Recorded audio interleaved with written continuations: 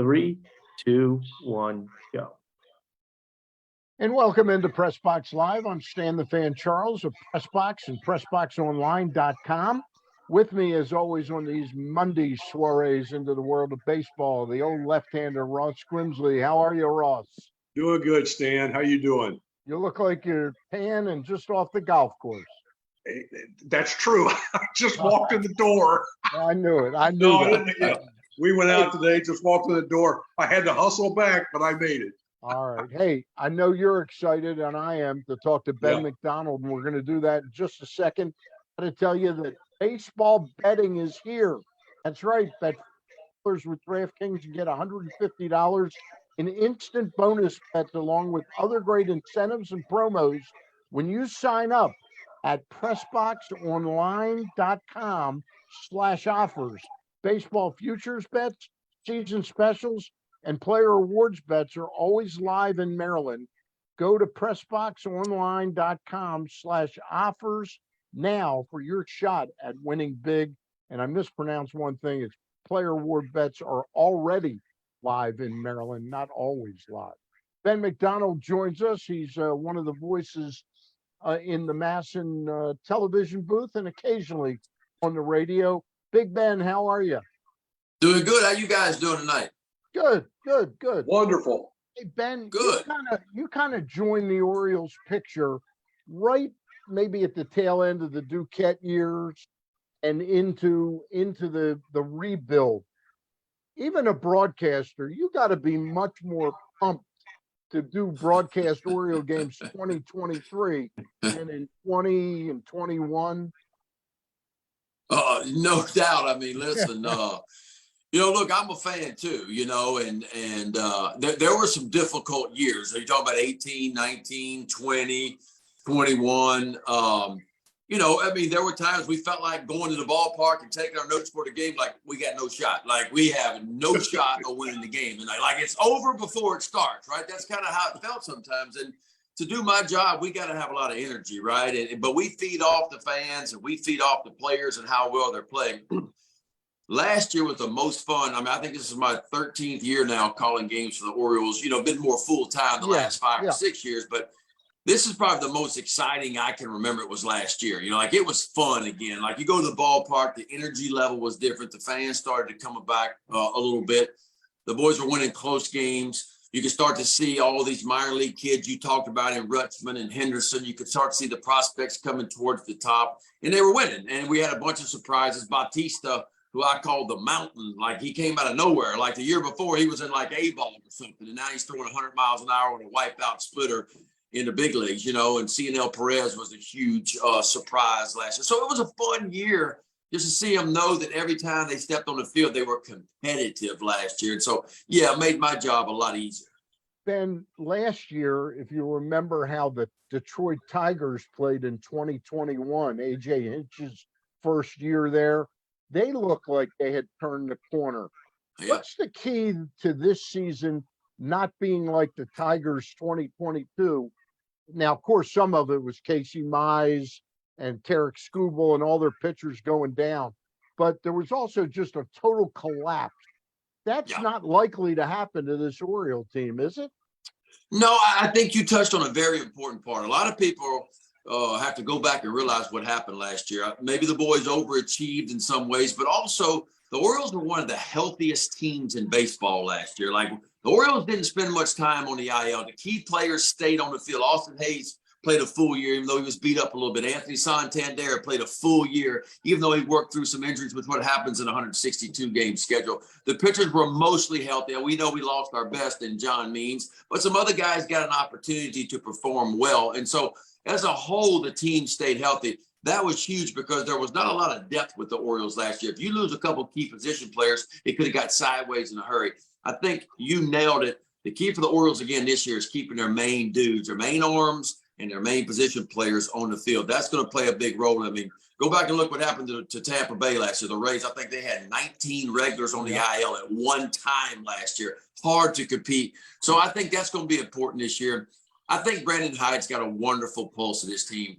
All the players that I talked to, and I'll be in uniform next week down there, when I talk to players, I talk to about the managers and everybody, and they said Hyder is a wonderful communicator. Like, he goes around, and as a player, you want to be able to communicate with the manager, and I think Hyder does a wonderful job with that. I don't think he's going to let this team get lackadaisical. I just don't see that happening. This seems like a very hungry bunch, and what it felt like to me last year, they were tired of getting beat on, right? They had lost so many games the previous 2 or 3 years, and the Orioles started punching back like last year, and I like that about them, because I can remember some of our guys getting hit 2 or 3 years ago, and there was never a response. Nobody chirped anything. The benches didn't empty. None of that stuff.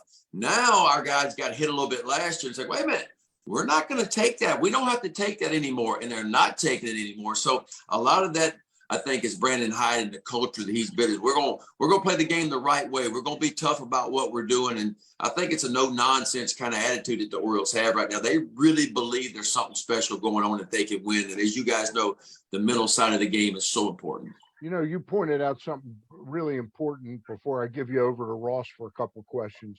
I think all the acquisitions they made this year, the McCann, Adam Frazier, they give the team a lot more depth in case there are injuries, that they've got a veteran to plug in somewhere. Yeah, I think that was the idea, because you always have to.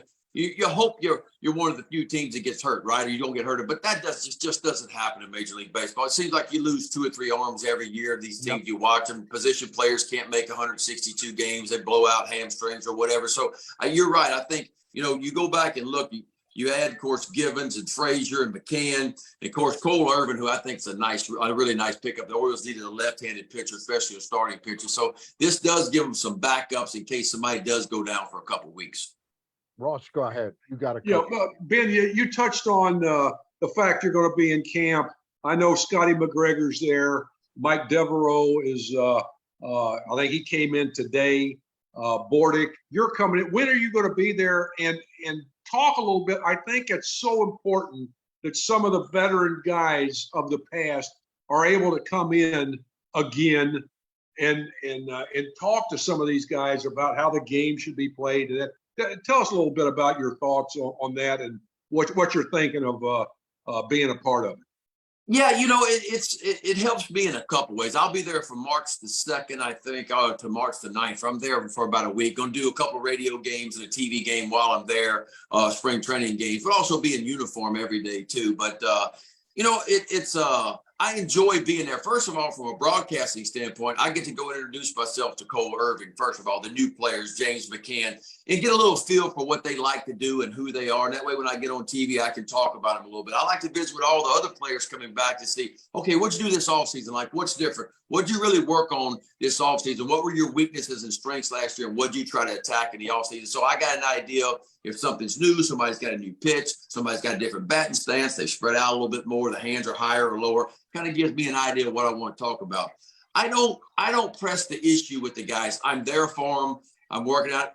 I love it when they ask me questions, but I'm not going to force myself on them. So if somebody would come to me like Tyler Wells and say, hey, what was your conditioning program like? And I've had those conversations with Tyler Wells. What'd you do in the off season? What'd you do going into spring training? What percentage was your first start? Were you wide open 100% or were you more like 85 or 90%? So it's cool to have those conversations. I think everybody gets ready a different way. The game has clearly changed from when I played it. It's a lot of analytical data that, quite frankly, I wish we would have had access to that kind of stuff to see how your 4-seamer, what kind of spin, the 2-seamer, the sink, could you adjust your breaking ball to get a little bit more spin? There's some really cool stuff out there, but there's also the old school approach of mechanics and be able to get a ball, what a hitter likes to look for, what can you see in a hitter, how you pitch a guy with a runner on second base. So those are kind of the conversations I love to get into with the guys too. And that happens on the field doing pitcher drills or whatever kind of stuff. So anything I can add, I'm there for them. If they need my advice, I'll certainly give it to them and try to help them out. Do they approach you and ask? Because I've talked to Johnny, I talked to Bench, a lot of different people about players, even Palmer. Do these players pitchers, they come and ask you advice? And a lot of guys go, no, they don't say a whole lot. And that another question, keep that aside here. I'm going to ask you something else. But one of the questions I wanted to, how do pitchers in this era attack hitters?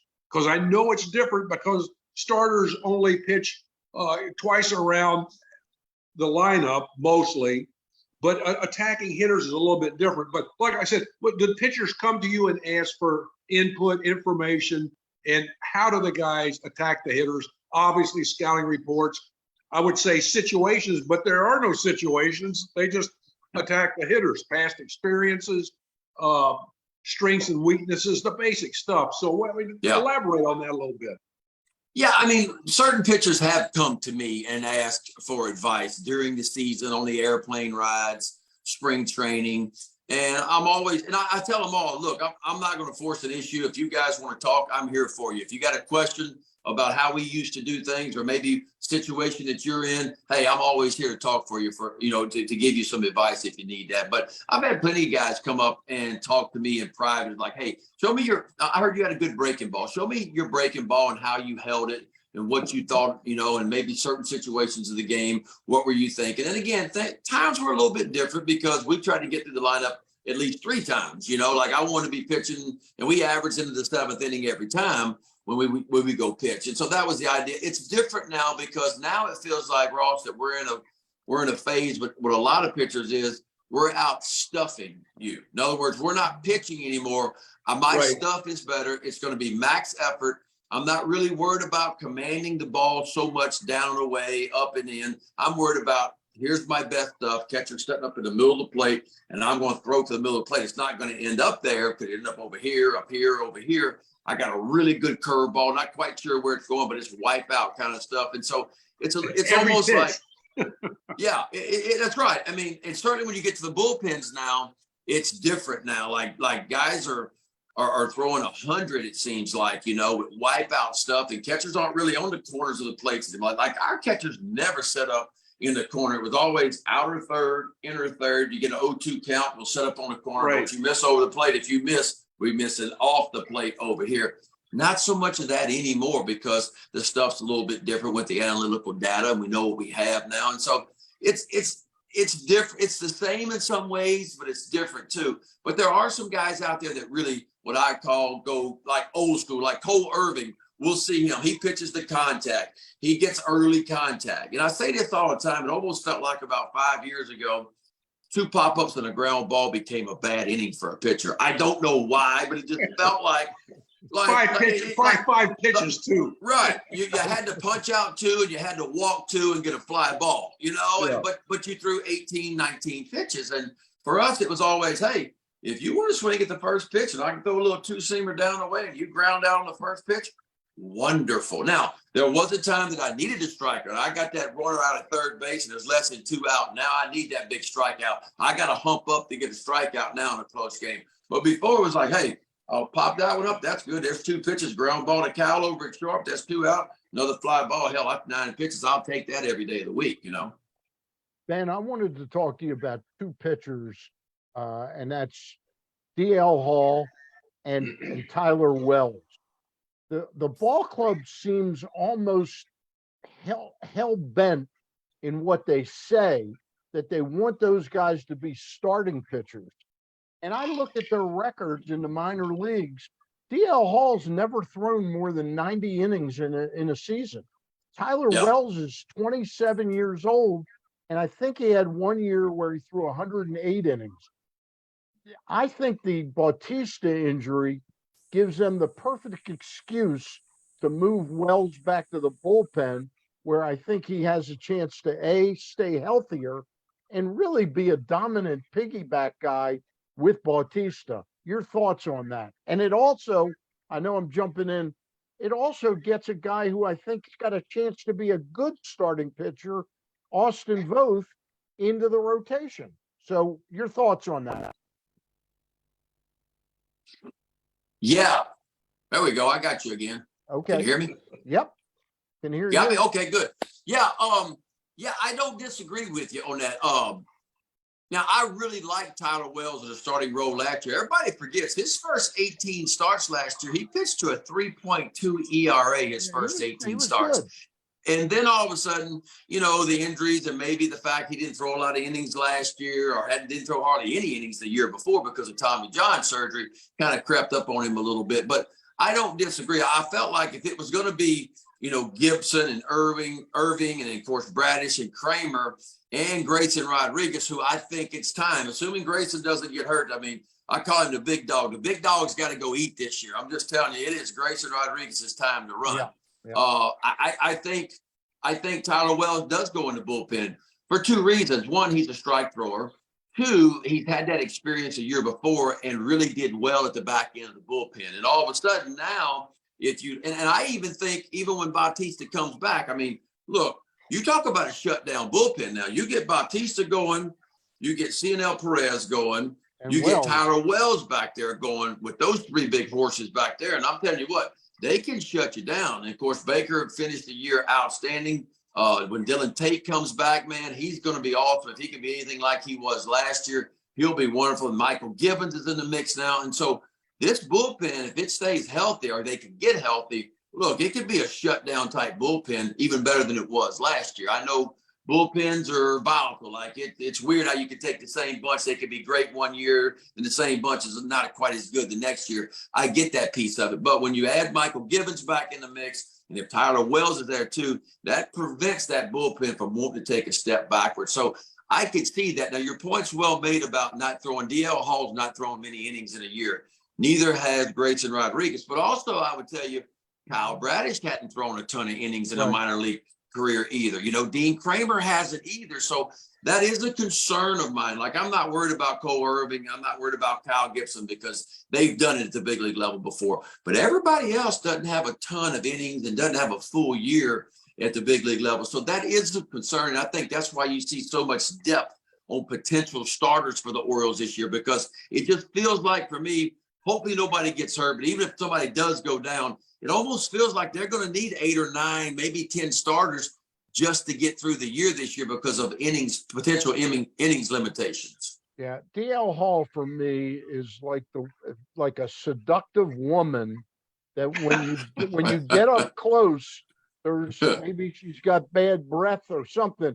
I think he's got a chance to be a lights out late inning guy. I think the idea of ramping him up now to where he's ever going to be able to throw 130, 140 innings, I just think it's a fool's quest. Yeah, I mean, listen, you can dream on DL for sure. Like when you see the stuff sometimes, and look, I know the first start, his only start was a little bit rough, and he had a couple of little rough outings out of the bullpen. But I tell you what, he kind of got it going there towards the end, and he looked like a dude that could really dominate the back end of a ball game. There's no doubt about that. The problem with that is he wants to be a starter. Everything you read and everything he says, that's what he believes he is. His heart tells him, I am a starter at the big league level, and come hell or high water, I'm going to be a starter at the big league level. That's a problem in some ways. I love his way of thinking because that's what he wants to do. And people have told DL Hall since he's been knee-high to a grasshopper that he couldn't pitch in the big leagues. He'd never make it there. You'll never amount to anything. And yet here he is. And so he's overcome so much to get where he is. He believes he's a big league starter. So I think you got to give him that chance to do that. Now, is now the time to do that? That's the $1 million question. Would he better serve at the back end of a bullpen from the left side this year potentially? That's something I think you got to weigh. And I think the way everybody pitches at spring training, I think the health and how everybody navigates through spring training are going to answer a lot of those questions. You know, I always compare him to Arthur Rhodes, who I know was a teammate of yours. Arthur ended up with like a 16, 17 year career and made about $40 million. I think we'd all agree that if DL Hall 17 years from now had earned $40-45 million and was still in the big leagues, that'd be a pretty good thing. Ross, go ahead. I know you got a couple for. Hey, Ben, you know, we talk about the bullpen, the O's bullpen. You know, they started the year off April, May, June, July. They were on fire. They were the last 2 months. The earned run average August was 371. September, part of the beginning of October, it jumped up to 480. The starters on the staff averaged almost 5 innings a start, which is probably down at the bottom of Major League Baseball, the last 4 or 5 teams. And now some of the relievers have come up lame. I know the starters threw 802 innings, relievers threw 631, 171 innings less than the starters. Obviously, they got burnt out a little bit towards the end. I think the acquiring Gibson and Irvin, both of those guys averaged over 5 innings to start. Irvin averaged 6 innings. That's going to be a big help to the bullpen. Yeah. Now we got 3 guys that are down with I don't know what kind of injuries, but they have been talking about the injuries. Having those guys, Tate is the most serious. He's got a strained right? flexor. Yeah, exactly. But I mean, those guys got wore down obviously because the fact that starters couldn't give them innings or they didn't let them. So I mean, the acquisition of those Gibson and Irvin, I think, is going to be tremendous. Talk a little bit about that, Ben, if you would, please. Yeah, look, I agree, and it's nobody's fault. I mean, Brandon Hyde had to go do what he had to do because they were in the race. They were in the race last year, you know. And listen, if they'd have been 30 games out by July like they have been the previous years, then maybe you bring up some guys and you slow some guys down. But if I'm not mistaken, Bautista had 60-something appearances. I think CNL Perez had 60-something appearances. I want to say Baker had a bunch of appearances too, more than what they've ever had. Keegan Aiken was awesome the first half of the season. I think he ran out of gas a little bit too. He was on fumes the last 6 Yeah, and look, that's what happens, you know, and so that's why you see the better bullpens that can last throughout is because their starters are giving them some length. You know, you go look at the Astros, you look at some of the Dodgers and some of these better staffs out there. They give length from a starting standpoint, which doesn't force the manager to overuse the bullpen in some way. So yes, that is very important. I think you're dead on with Gibson and Irving. I mean, they're going to chew up innings. I mean, Irving's averaged 180 innings pitched the last 2 years. Gibson's been right there with him. Those are guys you hope you get length from, you know, every time out. I'm hoping Dean Kramer's the pitcher that he was last year. Maybe he can give you 5 or 6 every time out. You know, I hope Kyle Bradish is the pitcher we saw towards the end, the middle part on, when he really got it figured out after he came off the IL and something clicked for him and he was really good. So, you know, there's a lot of questions to be answered. There's no doubt. Austin Voth was outstanding. I think he's going to be a wonderful swing man this year. Like, I think he's going to be able to stay in the bullpen, give you some length, but swing into the rotation if he needs to. Man, he was so good last year too. So I think that is going to be important to keep that bullpen as fresh as you can keep them. Adding Michael Givens adds a bunch of that. And if you can take Tyler Wells and you mix Tyler Wells into that bullpen with Michael Givens and all the others that came back. Dylan Tate's got the flexor tendon. That's pretty serious, but just takes a little bit of time. It sounds like Bautista, he's saying he only needs like 5 innings in spring training. He'll be ready to go. I look for him to be ready to go. But Dylan Tate's going to miss probably the month of April. So that's a hurt. But if Tyler Wells and Givens is back there, maybe you make up for that the first month. Right. What are they going to, how are they going to use, I know Rodriguez is going to start.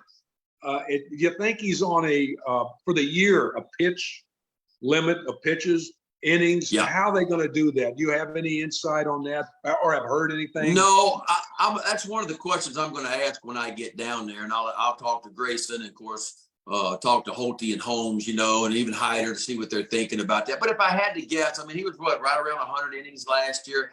I just don't think you can take a chance with a guy that we're all hoping as fans and everybody scouts you talk to is like a real number one. Like that won't, and I want to warn all y'all's fans now, he won't be a real number one this year. Like, that's not going to happen. Right. He's going to get his feet wet this year. Yep. So don't be thinking Grayson's going to go out there and punch out 20 his first start. That's not going to happen. But what he will do is he'll get his feet wet at the big league level. He has nothing else to prove in AAA. He dominated there last year. So it's time to move the big dog up. And if I had to guess, I mean, I think you're probably looking, at pitch counts around 90 every time out. I think that's a safe number. And if I had to guess, I would say, 135 innings next year or this year for Grayson Rodriguez, assuming he stays healthy. I think that's about all you want to take a jump. That'll be about a 35-inning jump from where he was last year. So that'd be good. Then hopefully the next year you can turn him loose, let him run, and maybe he gives you 170 the following year.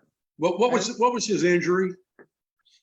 Grayson had a lat issue. So what felt like his very last start, he was so good, like he was coming. We heard the rumors like Grayson's coming. And like the last inning of that last start in AAA. He just threw a pitch and felt, I talked to him about it. He said it wasn't a whole lot of pain. He said something just felt a little bit different. And he had a little trouble when he stretched out like it was a knot in there. And it was a lat strain is what they called it. But, and listen, I get it. The Orioles slow played it. Like, I really thought Grayson could have came back sooner. I think he thought he could have last year. And I really thought he might come back to the big leagues last year and get a start. But I get it. I mean, you slow play a talent like that. It's a special kind of talent, and you don't take chances with those kind of talents. And so I get the way they treated him, Ben, I know you got to run. Tell us why you're running, because I got confused. I know you're throwing out the first pitch, but it's not at LSU, is it? No, it's not at LSU. LSU opened up this past weekend at home, and we called all three of those games. And Cal Ripken Jr. was in town, so we had him up in the booth. But that's a different story. I had a lot of fun with Rip. But my high school, Denham Springs High School, just down the road right here, of course, where I played and everything, and my wife and son and everybody went to school there. They're opening their new ballpark, a new stadium tonight, and their first game of the year is at home. So I'm gonna go throw out the first pitch. All right, well, you do that. And Ross and I really appreciate the time. And maybe if we catch you on a Monday night off night in the middle of the summer, we'll grab you. Yeah. I think it's going to be exciting. I think it's got a chance to be a really entertaining, fun season this year, Ben. No, and look, this is going to be a fun year, and it's going to be a difficult year. Orioles definitely got better, but I've been telling people so did everybody else. Like, the Yankees are better, and the Rays are better, and the Blue Jays are better. So it's going to be tough, but this is another exciting year. Gunnar Henderson a full year, Adley Rutschman a full year, Connor Norby's coming, Ortiz is coming, Jordan Westberg is knocking on the door, so we got more prospects coming. So it's going to be an exciting year in Birdland for sure. Ben McDonald, many thanks, and throw out that first pitch. Don't hurt your arm tonight. I ain't worried about that. All right, go O's. All right, go O's. Before we sign off, I got to tell you a little bit about the Costas Inn. That's right. I was able to get out there last Thursday night, Ross.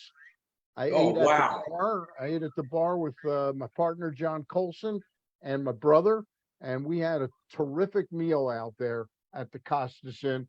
But what they want me to stress again, if you're not comfortable yet going into restaurants, they understand that.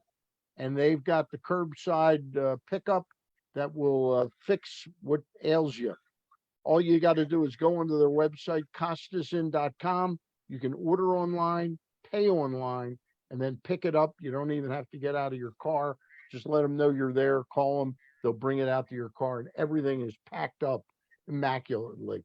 Ross, Ben's pretty excited. Are you getting a little excited to watch this? Oh yeah, I think it's going to be. Actually, I'm going to get the MLB package and watch the games if I can. And but I think it's going to be. It's starting to get exciting for everyone. I know people in Baltimore are starting to get really pumped up about it, and just talking to everybody, And I know Scotty McGregor, Mike Devereaux. Just a lot of people. They're actually in spring training right now. Right.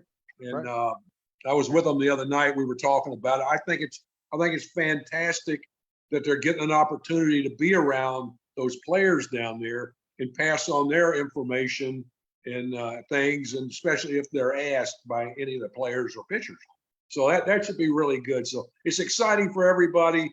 Hopefully they'll get back. And also they're having the 40th anniversary of the 83 World Series champs this year, I think in August for the Orioles. So that's a good sign too. I was 31 when that in 83. I was 31. I don't know how old I was. I forget. Hey, with baseball coming back, baseball betting is here. Bet $5 with DraftKings and get $150 in instant bonus bets, along with other great incentives and promos when you sign up at PressBoxOnline.com/offers. Baseball futures bets, season specials, and player awards bets are already live in Maryland. Go to PressBoxOnline.com/offers now for your shot at winning big right out of the gate. All right, for Ross Grimsley, for Ben McDonald, I'm Stan the Fan. I'll be back on with Gary Stein Thursday night. Our guest will be the new men's soccer coach at UMBC, Anthony Adams, taking over for his mentor, Pete Peringi. We'll talk then. See you soon.